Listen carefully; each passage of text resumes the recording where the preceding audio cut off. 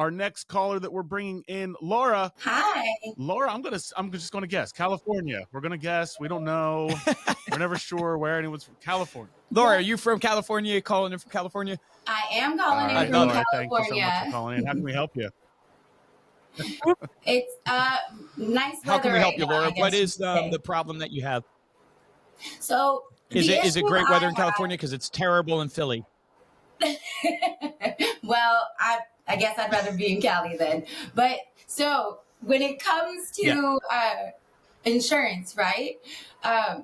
There's so many issues, especially we're finding how many of clients are falling out of escrow due to they either cannot secure it or it throws their they throw them over, correct? So when that throws them over and you don't have an insurance broker like myself at your open house that could possibly in real time provide you a snapshot of what this looks like. So now you're not qualifying for 500,000, right? Now you have to qualify for the 505,000 that is now your insurance for the year.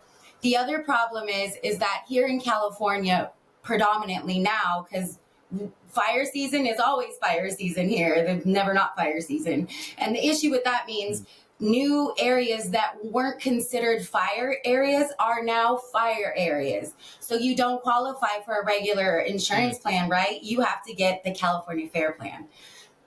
And that's not helping either because that's two plans that you have to connect.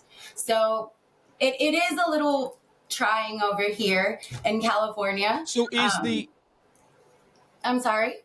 Is the problem, Laura, is the problem that like you're struggling to get, like you mentioned open houses, is it you're struggling to get in with the real estate agent at the open house? Can you frame up for me, like what's the actual problem with the insurance or the offering that you're going for? Right?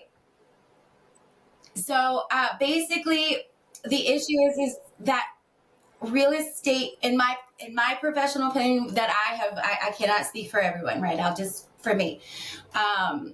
The issue I've had is that they don't want to. And I'm not even in the same The real field. estate agent does not want you at the open house. Yes. Okay. And sorry for everybody listening. There's a little delay. So I think there's a little delay between us. So sorry about that. Okay. So if I'm hearing the question appropriately, the pain point is there's agents hosting these open houses for these listings, and they don't realize that the buyer is not going to be able to get that listing because they think they're covered, but they're not going to be able to get coverage. And therefore that makes the deal fall out. And you're trying to offer to the real estate agent the ability to say, hey, I can help you save this deal. I can help you prepare even for this deal before you get even into this mess.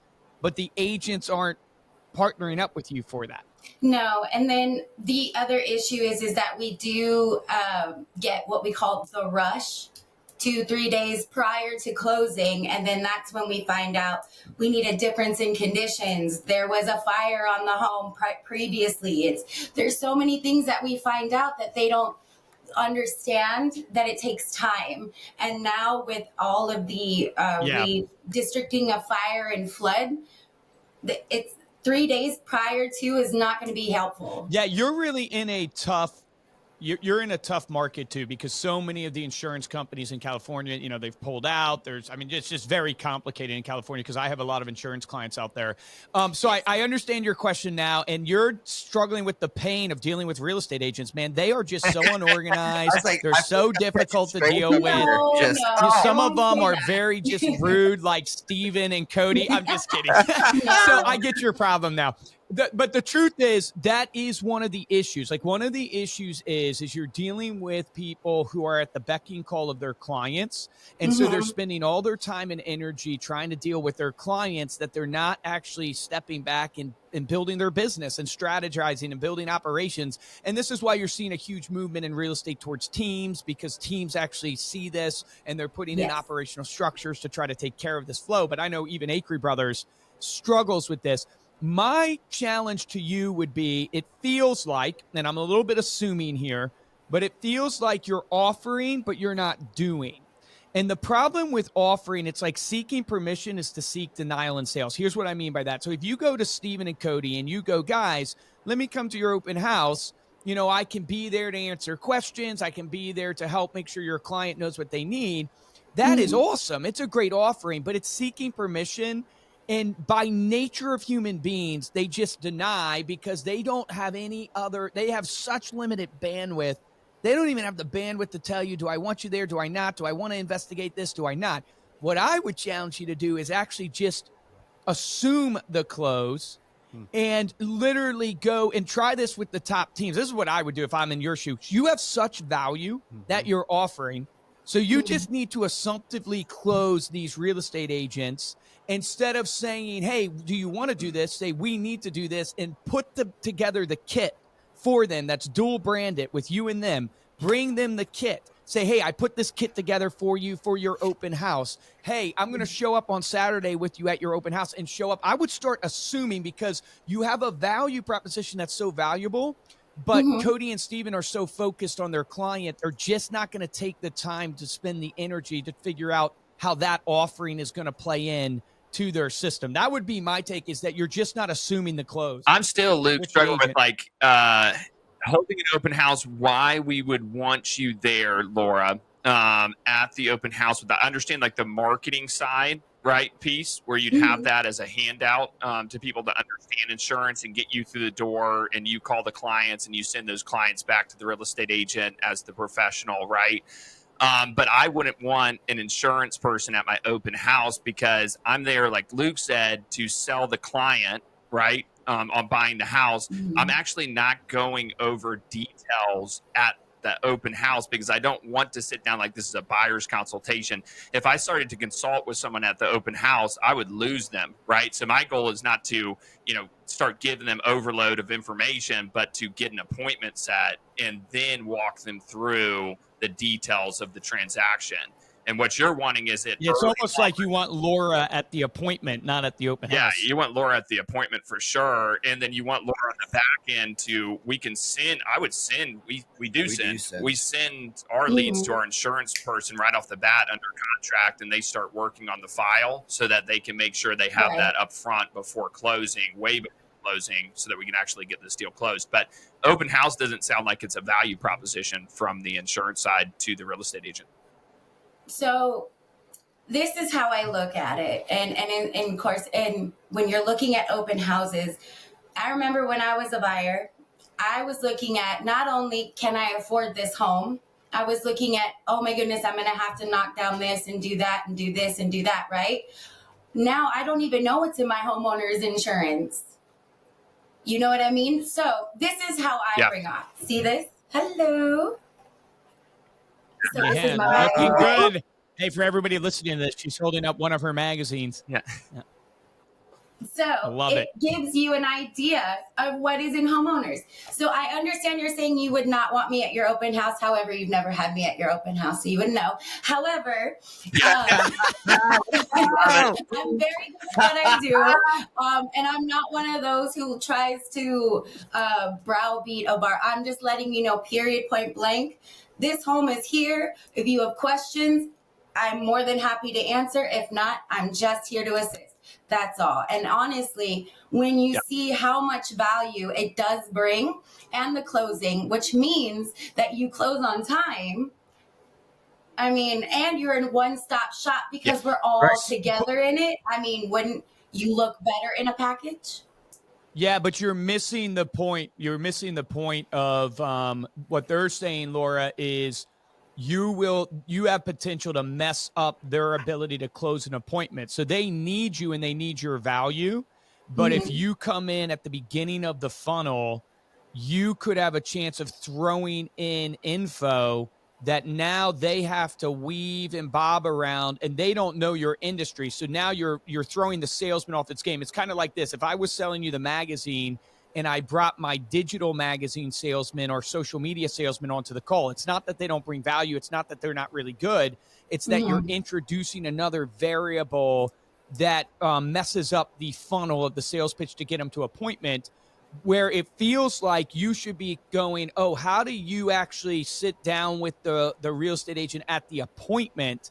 and you provide them the collateral for their open house. You provide them that you're there for them, but you really want to you're almost coming in too soon. Yep. Where it's like you want to come in at the appointment and go, okay, how many people showed up at the open house that you booked an appointment for? And you sit down with the agent at that appointment. Yeah, if and that makes sense. It's also like the mortgage lender is really the partnership that you want to be in with, right? But you need to understand the agent is the one that really dictates who the mortgage lender or the client is going to use as a lender. And so you need to be in with the real estate agent to find out who their preferred mortgage person is going to be in order for that mortgage person to refer you out as their top vendor. That's where your best time is spent, not at the open house, but getting in with the real estate agent to find out who their preferred lender is. And then that lender should be going, here's my top 3 person, even better, here's my top person, right? But most likely they'll probably do, here's my top 3 insurance people. But it's just, it feels like it's the wrong timing for you to focus like on open houses because it's just not the right point in the sale. And you don't actually need to be there. You need to be the one getting to them when they're under contract, not before under contract. I just feel the open house is a great avenue for you to give your collateral to them. Like I would go back to what I said in the beginning of going like, you have value. It's immense value. Assume they want your collateral at the open house. Provide it for them. Don't make them think about it. But you actually being there, to your point, Stephen, I think is almost pointless because you're actually interrupting where they need to shine. And they feel like, oh, gosh, I have another salesman here that I have to now bob and weave, where it's like if you just get in with the lender, you get in at the appointment level. Now you've added the value at the open house, which is collateral, which solidifies the relationship. And you've added the real value at the actual time they need it in the flow of the sale. Which, like, Laura, I love, like, your angle at this is, like, what can I control and what can I do? Being in an open house gives you that control because you seem like a badass saleswoman, which is sick. And what we're saying is, like, where you can focus that badass salesperson is in a different stage. But I love what your action is. Like, how can I take action? We talk about extreme ownership all the time. I can blame a ton of shit on a lot of things, but what can I focus in on? And that's what you're trying to figure out. And what we're saying is take that action and partner with appointment at a different stage instead of the front stage. Have it be at a more important stage so they've already captured that client. So then you can do your work to then, well, we always say we own a mortgage company, we partner with insurance, and you need to be our biggest salesman to that client. That's right. Yeah. Like you're boosting my name, you're making me feel awesome.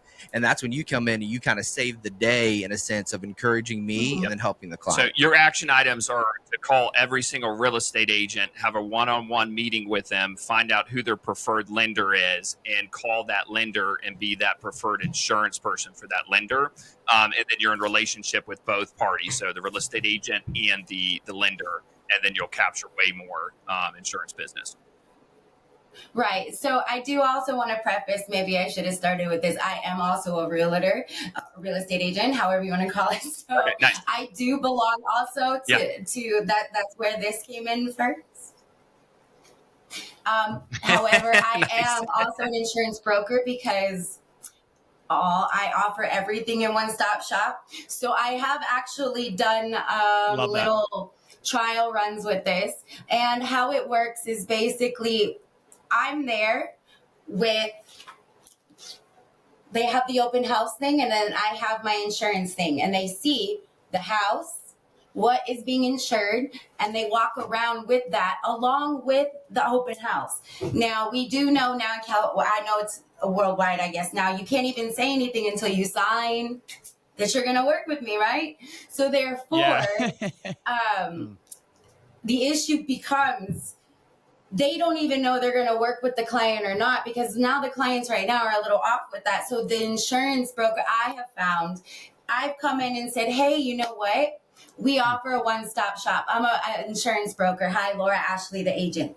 It has helped out a lot in this issue right now when real estate is trying to figure out what documents do we need to sign? How am I going to tell the client now when they're walking in, like, you can't see it. I can't tell you anything until you sign with me. Like, you know what I mean? So I don't have to sign that. I can help you. And that's how I've been bringing value. And that's how I've seen with the real estate agents that I've worked with that know me. and the escrow companies that know me, because they know I will get it done. But I just saying that I know that there's other avenues. I'm not going to everyone. I'm not everyone's cup of tea. So I understand that because I'm champagne darling. But besides that, I'm really here just to provide value and assist. That's really all it is. That's why you're killing it. I would 100% lean into that, lean into those success stories, show the pain of the deals that have fallen through when that didn't go that way, and really use that as your value proposition. If you've done it, you've had success with it, make sure that that's front and center in every single time that you're approaching one of these agents to come to their open houses. 100%. Just use that proof.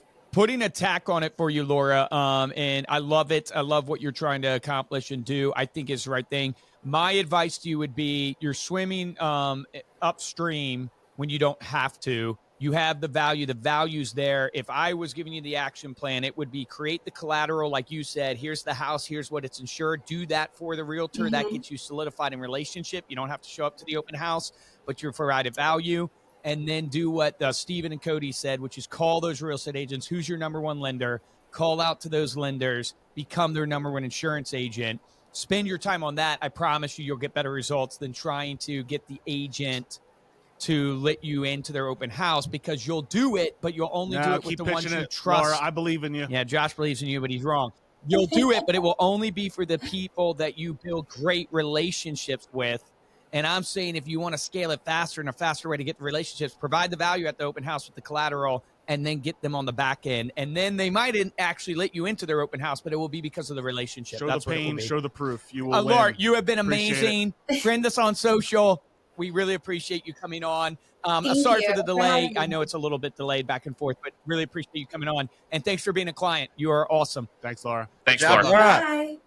Awesome. Yeah, she's great. I mean, the delay made it a little hard, but you could tell, like, I don't know if she'll follow our advice or not, but like, she is a killer salesperson, but that's actually what's killing her. She's having so much success when she's at the open house for her. She thinks it's going to translate to the other person, and she's not realizing it will, except that there's one variable that you can't control, which is the other salesperson. You can't control that person. It depends. I don't know if we got, like, sounds like she's had success with other agents. That's what I'd be but interested she in hasn't. She's had success, like she's had success with agents that already work with her. Sure. The relationship. It's stuff that she's right, willing exactly. to do, But to you'll never do. But she's trying to do it, attack it from a way that's not working, which is, hey, let me come to your open house and show you what I can do. Yeah. Versus the opposite is like, let me help your clients on the back end and give you collateral at your open house to provide value. Yeah, it's a mistake that everyone makes at open houses too. It's like you're trying to provide information, and it's just information overload. Like, no one's in a setting where you can sit down and explain over an hour period, right? Like a buyer's consultation. No, you got to get the appointment. You got to get the appointment. So it's like a false like value proposition. It's just the wrong timing for it. Yep. So right offering, wrong timing. Yep.